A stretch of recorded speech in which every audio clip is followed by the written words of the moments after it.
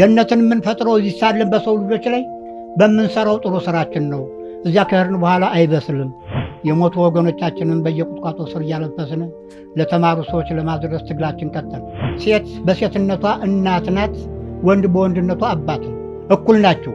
ግን ሴቷን ደግሞ ግዚት ወንዱ እንዳዛዥ የሆነበት ነገር በምንድን ነው? በራሳችን ሊደረግብን ሊባልብን የማይገባ ነገር ከሰው ልጆች ላይ ማስወገድ።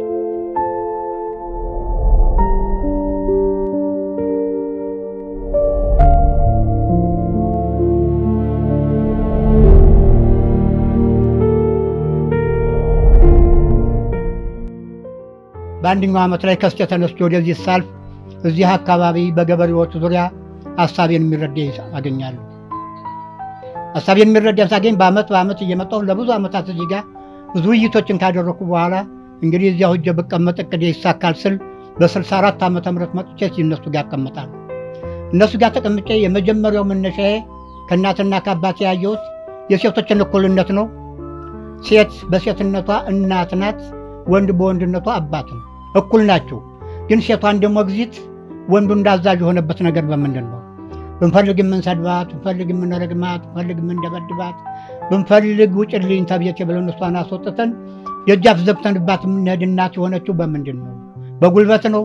በጉልበት ከሆነ ትርፍ ጉልበታችን ለስራ እናውለው። እናት እናት ናት፣ አባት ነው። እኩል ናቸው። እናት በሌለችበትም አባት የለም፣ አባት በሌለበትም እናት የለችም። እኩል ናቸው። ሚስቶቻችን ስንል ባይድ መስለውን እንደው እናቶቻችን እንበላቸው ነው። ሌላው ጠብስታካቸው ከምድረ ገጽ መወገድ አለበት። ሰላምን ዘርግተን ገነትን ፈጥረን መሄድ አለብን። ጥያቄያቸው ጠብ እንዴት ይቀራል ትላለህ ነው። ጠብ ስር የለውም። ጠብን የምንሰለው እኛ ነው። ጠብን ተመሳሌ ልቅ ፍቅርን እየሳልን የምንሄድ ጠብት አለበት ይጠፋል። ሁለት አረፍተ ነገሮች ናቸው የሚያጣሉ። እኛን ታወቅናቸውና ካስወገድናቸው ጠብ አይኖርም። መጥፎ አነጋገር፣ መጥፎ አሰራር ናቸው።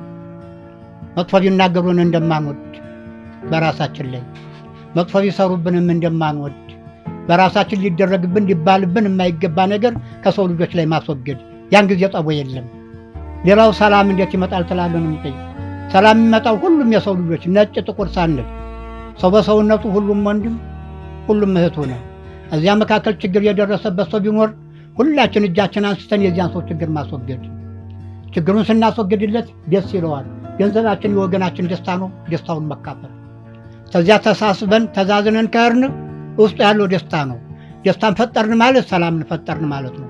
ሰላምን ፈጠርን ማለት ያን የምንፈልገውን ገነት ፈጠርን ማለት ነው። ገነትን የምንፈጥረው እዚህ ሳለን በሰው ልጆች ላይ በምንሰራው ጥሩ ስራችን ነው። እዚያ ከሄድን በኋላ አይበስልም።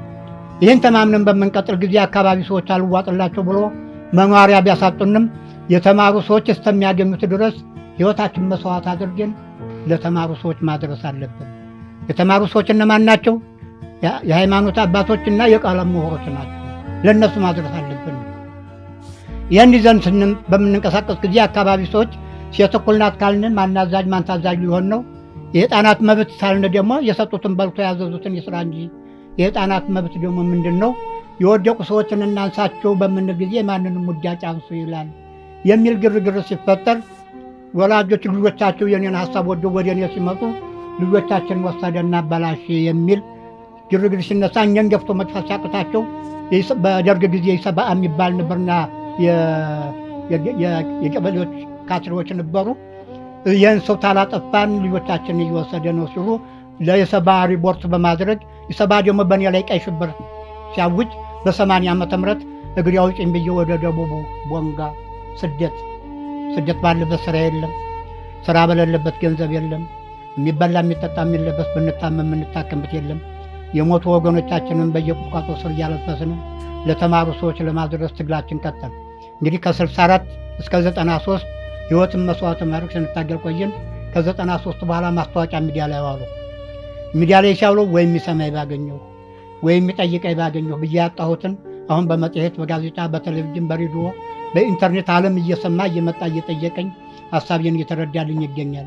መውሰድ አለመውሰድ የራሳቸው ሆኖ ሀሳቤን የሚረዳልኝ በማግኘት ብቻ አንድ እርምጃ ብዬ ይገኛሉ። መነሻ ይሄ ነው፣ ለሰው ልጆች ነው።